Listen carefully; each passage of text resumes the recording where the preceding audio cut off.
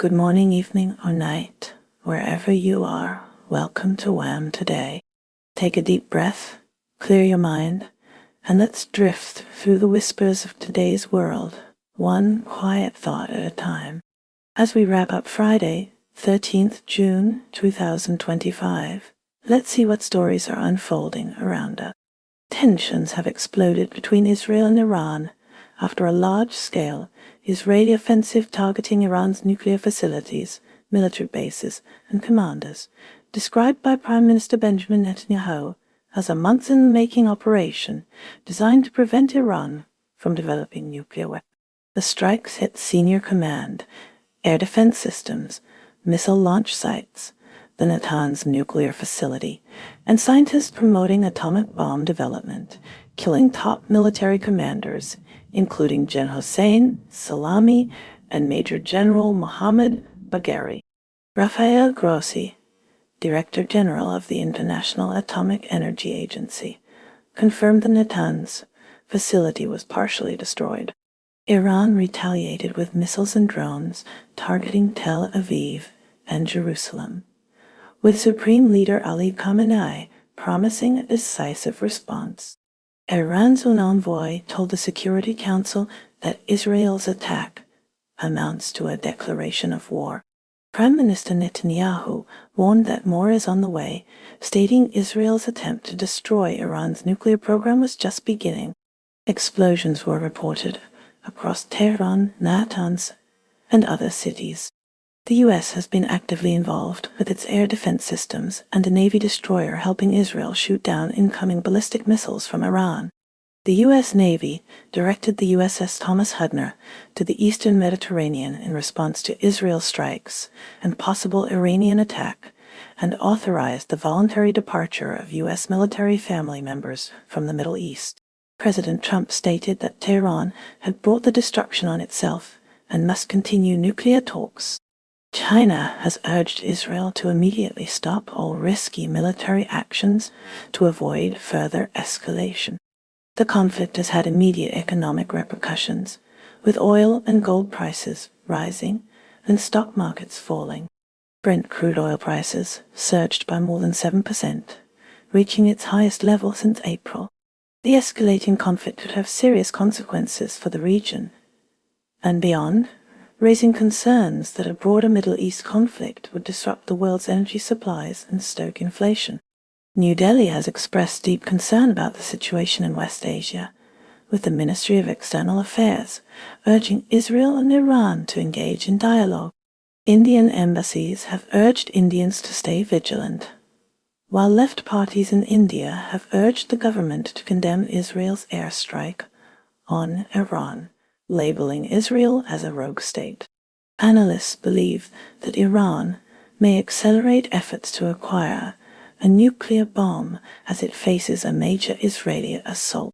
Experts say that Iran's axis of resistance has become seriously degraded, and the Israeli strikes could pressure Supreme Leader Ali Khamenei to drop his long-standing ideological opposition to Tehran's construction of nuclear weapons. Prime Minister Keir Starmer of Britain had separate calls with Prime Minister Benjamin Netanyahu of Israel and President Trump. China is grappling with extreme heat waves, with temperatures soaring into the upper 40s Celsius. In foreign affairs, China voiced deep concern regarding Israel's strikes on Iran, advocating for de-escalation and regional stability. Foreign Minister Wang Yi urged Niger's junta to resolve disputes with Chinese energy firms through dialogue. Following discussions between Indian Foreign Secretary Vikram Misri and Chinese Foreign Vice Minister Sun Weidong, China and India agreed to pursue the resumption of direct flights and other measures to enhance exchanges. On the national security front, China and Hong Kong's national security agencies conducted their first publicly acknowledged joint operation under the 2020 National Security Law. Tokyo's defense minister criticized China for blaming Japan for close encounters between their military planes over the Pacific. China is reportedly preparing for a satellite-to-satellite refueling mission, drawing thus scrutiny. Economically, China's central bank set the yuan's daily fixing rate against the US dollar at its highest level in over 2 months. Huawei Technologies has shipped over 103 million smartphones and 21 million tablets running HarmonyOS, signaling a transition to its proprietary operating system. China has commenced mass production of the world's first non-binary AI chip. Chinese scientists have achieved a breakthrough in extracting rubidium from Salt Lake brine, potentially diminishing reliance on imports from Canada. Comac has bid to acquire a majority stake in Lao Airlines to expand its market in Southeast Asia. There's growing Chinese interest in utilizing the Northern Sea route for shipping goods to the West, with China expanding shipping via this route. Domestically, Chinese authorities evacuated thousands, closed schools, and canceled flights due to a severe tropical storm approaching the southern coast. An analysis of China's job market highlights government efforts to boost domestic demand and the relatively stable official unemployment rate, despite sluggish consumption.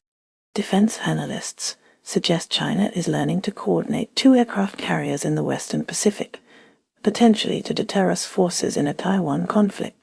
Turning to Hong Kong, the region collaborated with mainland China in launching their first publicly known joint operation under the 2020 National Security Law imposed by Beijing. The Kexin Summer Summit 2025 took place in Hong Kong, featuring speakers including Zhang Liwei, Paul Chan-mo Po, Julia Longfengyi, Wang Shuo, Zhang Tao, Hu Shuli, Zhou Qiren, and Vivian Chong Carfei. SVC co-CEO David Liao stated that Hong Kong can play a key role in promoting the yuan's internationalization by expanding its offshore liquidity while maintaining strong safeguards and effective risk management. China Labour Bulletin, a Hong Kong-based rights group that tracked worker unrest in China, announced it was ceasing operations due to financial difficulties. In South Korea, Chinese tourism is on the rise, driven by improved relations and the end of political instability in Seoul. Bookings from China to South Korea increased approximately 24% from April to June, compared to the prior 3 months. Meanwhile, in North Korea, leader Kim Jong-un pledged to develop a blue water navy, potentially indicating strategic coordination with China and Russia. Across the globe, Europe is also battling extreme heat, with temperatures exceeding 40 C in Portugal and Spain. India is in mourning following the Air India flight Ioni 171 crash near Ahmedabad, which claimed 242 lives, including 169 Indian nationals, 53 Britons, 7 Portuguese nationals, and 1 Canadian. The investigation, supported by the US and SB, is examining engine thrust, wing flaps, landing gear, and airline maintenance. The flight data recorder has been recovered. The tragedy has prompted grief and DNA sampling in Ahmedabad, while relatives in England seek answers. One survivor, Vishwash Kumar Ramesh, was found alive. The airline, acquired by Tata Group in 2022 for $350 million, was working to improve its reputation. Separately, India abstained from an Anglo-Gaza ceasefire resolution, similar to a previous vote, but may attend a France-Saudi conference on Palestine. Diplomatic discussions with China aim to restart direct flights following a meeting between Foreign Secretary Vikram Misri and Vice Foreign Minister Sun Weidong. Prime Minister Modi's upcoming G7 trip to Canada offers a chance to ease tensions related to the killings of Sikh activists. Recent clashes with Pakistan narrowly averted escalation due to a ceasefire, but nationalist sentiments remain high, with both nations seeking political gains from the conflict. Turning to Canada, Prime Minister Narendra Modi's upcoming visit for the G7 summit presents an opportunity for bilateral engagement with India aimed to ease tensions stemming from the killings of Sikh activists. The Air India flight Ioni 171 crash near Ahmedabad, India, also resulted in the death of one Canadian national, among others. In the United Kingdom, the grief is palpable, as 53 British nationals were among the victims of the Air India flight Ioni 171 crash in India. Relatives are seeking answers amidst the ongoing investigation. Japan is actively engaged in international diplomacy and domestic policy adjustments. Prime Minister Shigeru Ishiba and U.S. President Donald Trump confirmed a meeting to discuss tariffs during the G7 summit in Canada, preceded by a phone call between the two leaders. Japan is exploring a potential trade deal with the U.S. as the G7 summit approaches. Ishiba also condemned Israeli strikes against Iran, expressing concern over potential instability in the Middle East and its impact on oil supplies, and vowed to work with G7 members to ease tensions. Domestically, Japan is addressing various social and economic issues. The government will ban reselling rice purchased at retail shops to ensure lower-priced rice reserves reach consumers. A 2025 government white paper on gender equality emphasized the need to eliminate fixed gender roles in rural communities to address the lack of opportunities causing young women to leave. But a government report indicated a record 86,396 cases where consumers sought advice on social media-related problems in 2024. Japan extended the dispatch of self-defense forces personnel for the UN peacekeeping mission in South Sudan until June 30 of the following year. The chief meteorologist dismissed rumors of a major earthquake this summer as a hoax, urging people not to worry. Japan instructed airlines to inspect Boeing 787s following the fatal crash of an Air India 787-8. A contest for original yokai art reflects citizens' worries and anxieties. The Japanese government states that its next-generation energy tech products lead the world in durability and size, which are key features for commercialization. Shifting focus to the United States, President Donald Trump signed an executive order clearing the way for Nippon Steel's investment in US Steel, contingent on compliance with the National Security Agreement. The agreement involves approximately $11 in new investments by 2028 and grants the U.S. government a golden share to protect national security interests. Australia's Environment Minister Murray Watt pledged to cut plastic pollution and endorse a high seas protection treaty at a UN conference in Nice, France. The U.S. review of the AUKUS Security Pact with Australia and the UK suggests a possible shift in Indo-Pacific strategy, though the focus on China remains. China is taking steps to attract more international tourists amid growing trade friction between the US and the EU. Jason, a Chinese geology student, expressed dismay over the Trump administration's plan to revoke visas for Chinese students. The Grandview Institution in Beijing proposed that China and the US create a security dialogue mechanism for the South China Sea to avoid conflict.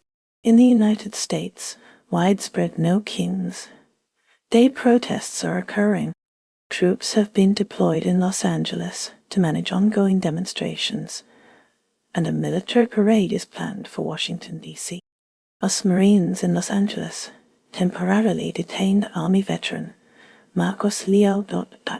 This marks the first known detention by active duty troops under Trump's orders. A federal judge refused to release Palestinian activist Mahmoud Khalil, held since March despite favorable rulings. Abrigo Garcia pleaded not guilty to human smuggling charges in a U.S. court, following his wrongful deportation to El Salvador. Hong Kong's Invest is now prioritizing support for the global expansion of startups based in Hong Kong, exemplified by Evident Group's collaboration with Zandbank in the UAE. Lastly, cryptocurrencies do not serve as a safe haven investment alternative to gold, according to John Reed of the World Gold Council. United Kingdom saw record-breaking heat, reaching 29.4°C in Sent and Downham, Suffolk. An amber thunderstorm warning was issued for the east and southeast regions by the Met Office. In music, Pulp celebrated their first UK album chart success since 1998 with More. Prime Minister Keir Starmer conveyed his sympathy regarding the Ahmedabad plane crash, calling it absolutely devastating. Ukraine has recovered 1,200 bodies of deceased soldiers. These repatriations were part of deals made in Istanbul between Russian and Ukrainian groups and through prisoner swaps with Russia. The ebook Ukraine, Europe's War with Russia explores the continuing conflict and its impact on NATO and major international powers.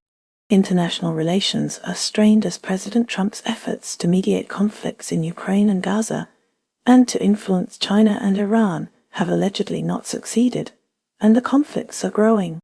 United States troops are deployed in Los Angeles, where approximately 200 Marines are part of a larger 700-strong deployment, addressing immigration raid protests. The Marines made their first civilian detention on Friday, a rare event for domestic deployments. Task Force 51, led by Major General Scott Sherman, oversees the total deployment of 4,700 troops. Sarah Mater of the ACLU has warned against what she sees as Donald Trump's exploitation of the Los Angeles protests to consolidate power. Transitioning to Northern Ireland, anti-immigrant clashes in Portadown near Ballymena resulted in injuries to 22 police officers. Authorities used plastic bullets to control several hundred demonstrators who gathered following accusations of a sexual assault. Russia condemned Israel's strike on Iran, calling it an unprovoked act that violates international law. Intensifying the conflict with Ukraine, Russian forces have broadened their military actions into the Dnipropetrovsk region. This marks the first time in 3 years that battles have extended to this area, west of Donetsk. Russia also announced the repatriation of 1,200 deceased Ukrainian soldiers. They claimed Kyiv has not reciprocated by releasing any prisoners in their most recent exchange. Meanwhile, in Mali, the Malian army reported armed conflicts in the northern part of the country. These clashes involved separatist factions and their Russian allies, resulting in 10 separatist deaths. Germany is currently navigating a delicate balance between its transatlantic relationships and economic interests. Concerns are mounting within the German government regarding increasingly strained relations with the United States. Despite these tensions, residents living near American military bases, particularly in Kaiserslautern, voiced their support for maintaining strong ties with the U.S. on the economic front. The VDMA, representing German machinery manufacturers, is pushing the EU to implement trade barriers. These measures aim to protect German companies from what they describe as unfair competition from Chinese companies, alleging that these competitors benefit from substantial state subsidies. In somber news reflecting on the past, Martha Cohen, a French Jewish nurse who bravely used her German language skills to spy for France during World War II, has died at the remarkable age of 105. Cohen infiltrated German lines, gathering critical intelligence on Nazi operations. European leaders are urgently calling for de-escalation and diplomatic resolutions amid the rising tensions between Israel and Iran. With European Commission President Ursula von der Leyen expressing deep alarm, anticipating the upcoming G7 summit, European leaders are carefully planning their approach to avoid potential clashes with President Trump, mindful of his past disruptive conduct, particularly at the 2018 7th Summit in Canada. New Zealand Prime Minister Christopher Luxon will meet with Xi Jinping in China next week to discuss trade, bilateral relations, and global issues. This follows an open letter from former prime ministers urging caution against portraying New Zealand as an adversary of China.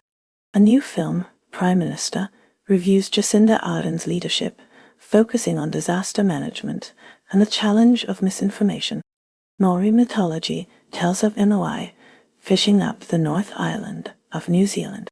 Saudi Arabia has voiced strong condemnation of Israel's strikes on Iran. These strikes, according to Saudi Arabia, violate international laws and norms. The kingdom sees them as undermining Iran's sovereignty and security. Amidst rising fears of a broader conflict, Saudi Arabia has called for international intervention to de-escalate tensions. Brazil is facing a lawsuit from the family of Lydia and Vieira Frazão, a 35-year-old black woman who died of COVID-19 after childbirth. The suit alleges she was denied proper care during the pandemic, which then President Bolsonaro minimized. Simultaneously, Brazil is set to auction exploration rights to 172 oil and gas blocks, spanning 56,000 square miles. Indigenous and environmental groups oppose this move, citing potential environmental and climate damage, especially with Brazil hosting the COP30 climate summit. Philippines' former president, Rodrigo Duterte, has requested interim release from the International Criminal Court, ICC, citing his age and humanitarian factors, a plea fiercely resisted by victims of his administration's drug war. Separately, the Philippine Army plans to deploy personnel to assist law enforcement on Philippine-occupied islands in the South China Sea, a move interpreted as a shift towards a more assertive external defense posture. Kenya is grappling with police accountability issues as Constable James Mukwana appeared in court regarding the death of Albert Ojwang. Ojwang, a teacher, was arrested in Homa Bay County for social media criticism and died in custody in Nairobi. The incident has ignited public outrage. Separately, a senior police officer overseeing a cell where a blogger died has also been arrested after related protests in Nairobi. These events highlight ongoing concerns about police conduct and transparency within the Kenyan justice system. Vietnam has embraced the opportunity to become a BRICS partner country, a step heralded by Brazil, the nation poised to take over the BRICS presidency in 2025. Brazil expressed strong support for Vietnam's participation, noting the alignment of goals in fostering a fairer and more representative global structure. Sierra Leone is grappling with a rising tide of Mpox cases, adding to the challenges facing West African countries in tracking and controlling infectious diseases. The rapid escalation of the outbreak has sparked considerable alarm among public health experts. Turning to the United Kingdom, Victor Adeboele, who chairs the NHS Confederation, has openly accused the National Health Service, NHS, of institutional racism. This accusation stems from his mother, Grace's delayed diagnosis of lung cancer. Adeboele argues that black people are subjected to substandard health care within the NHS. He highlighted disparities in maternal mortality rates, stroke occurrences, and mental health detentions as supporting data. Meanwhile, in the United States, a reduction in global vaccination initiatives is occurring against the backdrop of the Mpox outbreak in West Africa.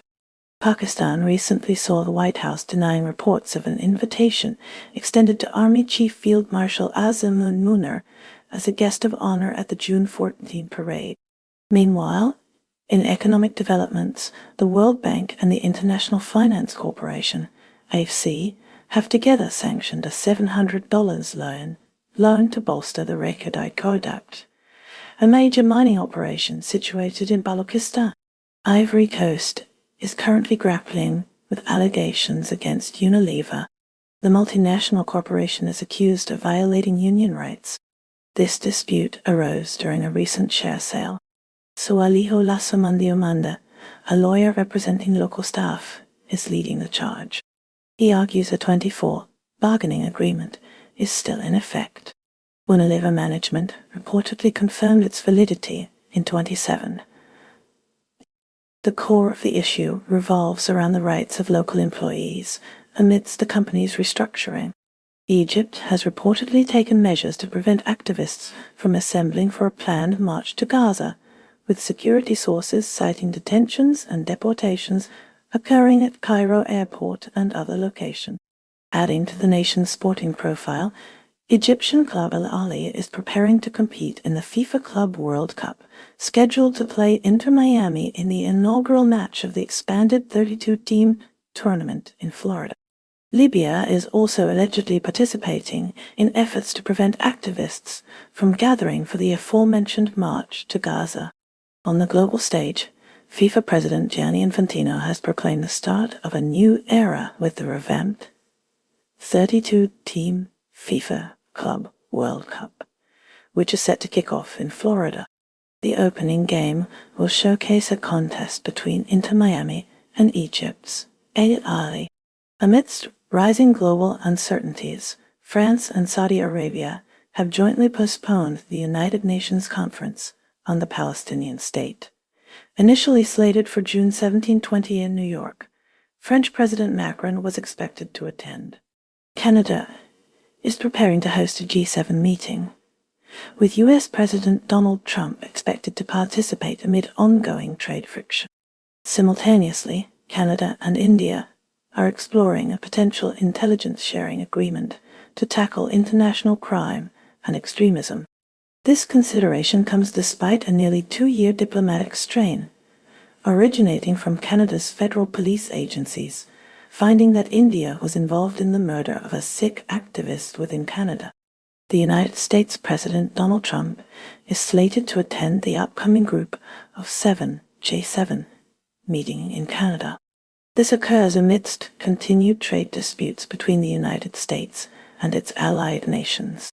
India is in talks with Canada regarding a possible intelligence-sharing agreement. The agreement would focus on fighting international crime and extremism. These talks occur despite a nearly 2-year diplomatic dispute.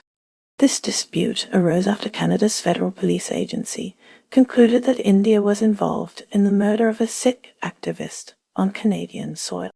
Jordan closed its airspace following an Israeli strike on Iran, according to government spokesperson Mohammed Momani. The government asserted it would prevent any airspace violations and avoid becoming a battleground.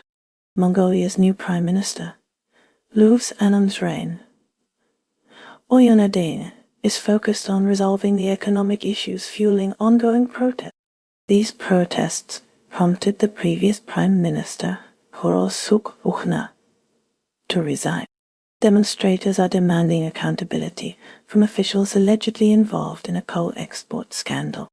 South Africa is grappling with a severe crisis as President Cyril Ramaphosa prepares to visit areas devastated by floods in the southeast, where the death toll has tragically risen to at least 78. Mexico witnessed a marriage between 2 women within its embassy in Guatemala, stirring discussions on same-sex marriage rights. Simultaneously, President Claudia Sheinbaum voiced disapproval of the use of the Mexican flag during protests in the U.S., labeling it a provocation.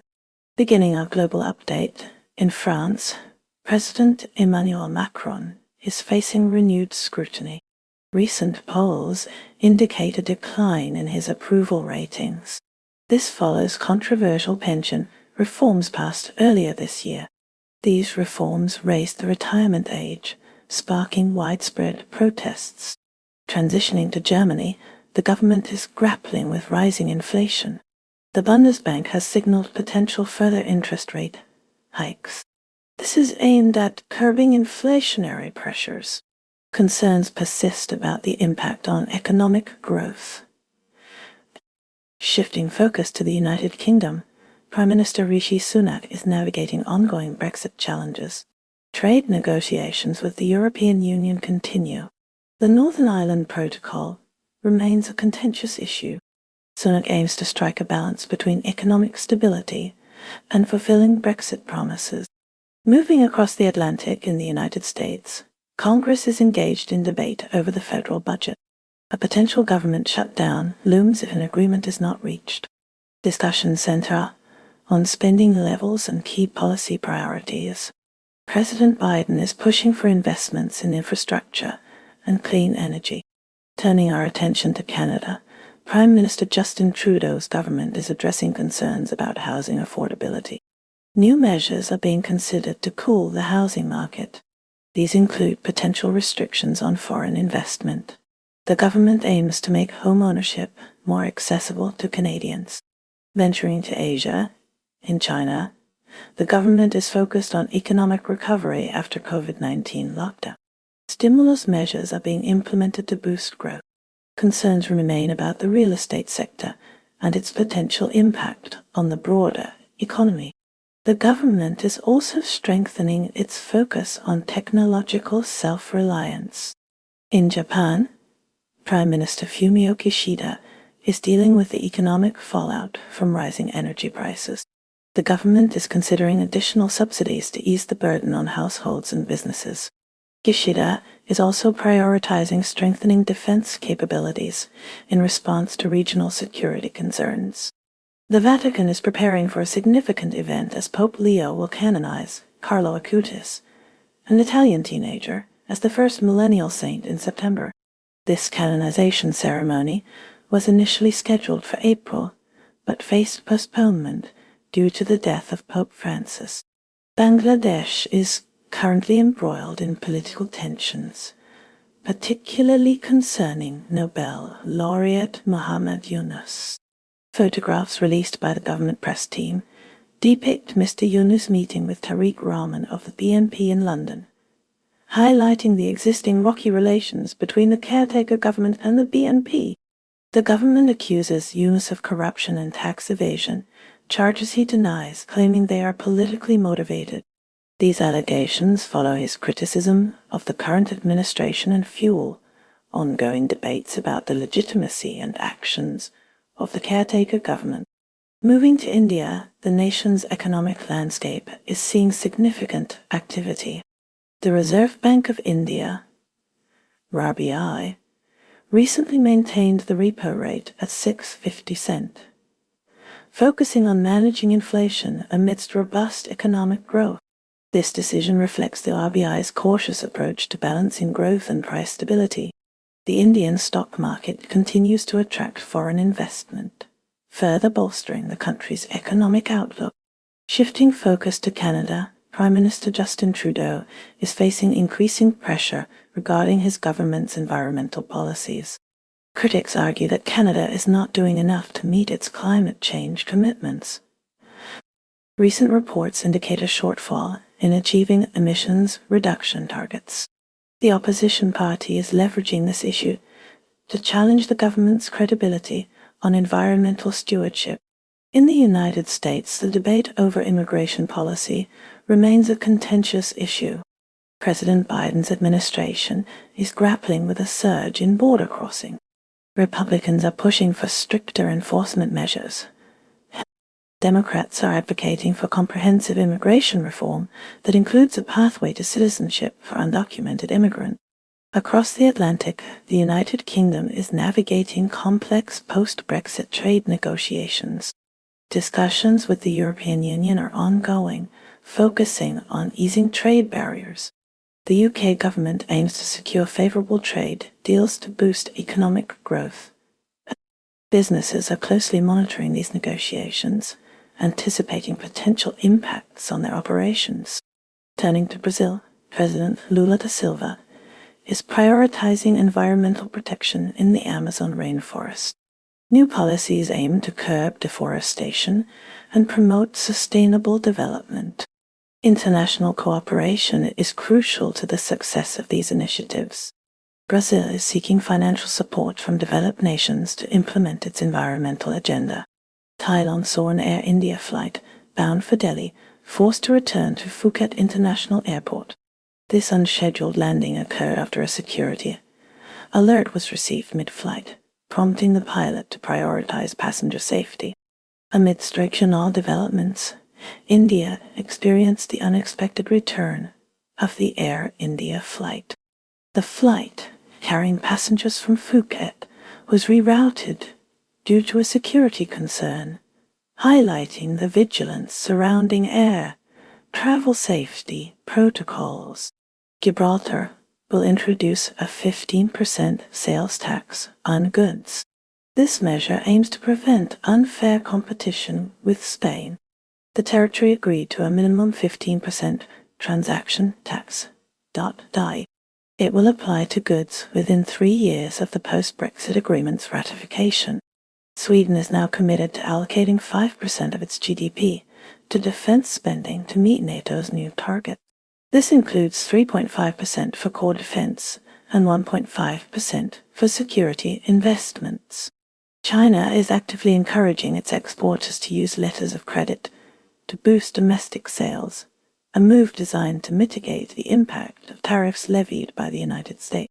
The United States, having imposed those tariffs on Chinese goods, is now preparing to host the FIFA Club World Cup, with the final team rosters announced.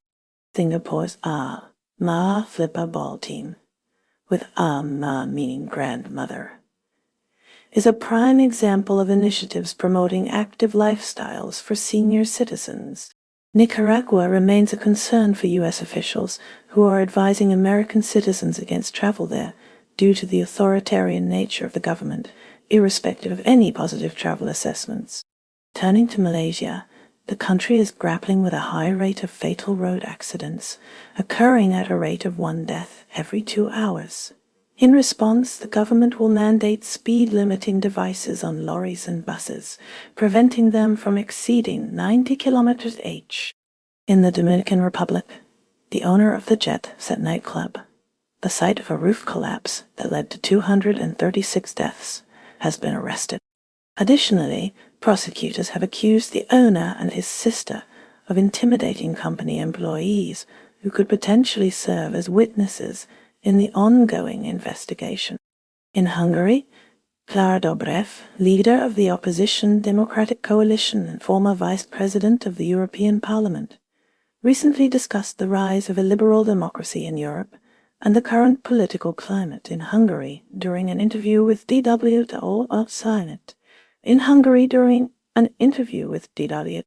China's recent decision to include Indonesia in its 240-hour visa-free transit policy is expected to bolster bilateral relations between the two countries, though the anticipated impact on tourism is considered minimal. Amidst a border dispute with Thailand, Cambodia's Prime Minister Hun Manet has placed troops on alert and severed all internet bandwidth connections originating from Thailand. Finally, in Greece, a series of earthquakes has caused damage to centuries-old monasteries within a remote monastic community in the northern part of the country. And that's a wrap for today's news, because even headlines need a nap. Stay curious, stay kind, and let the noise fade as you find your quiet. Take care, stay awesome, and I'll see you next time on WHAM Today.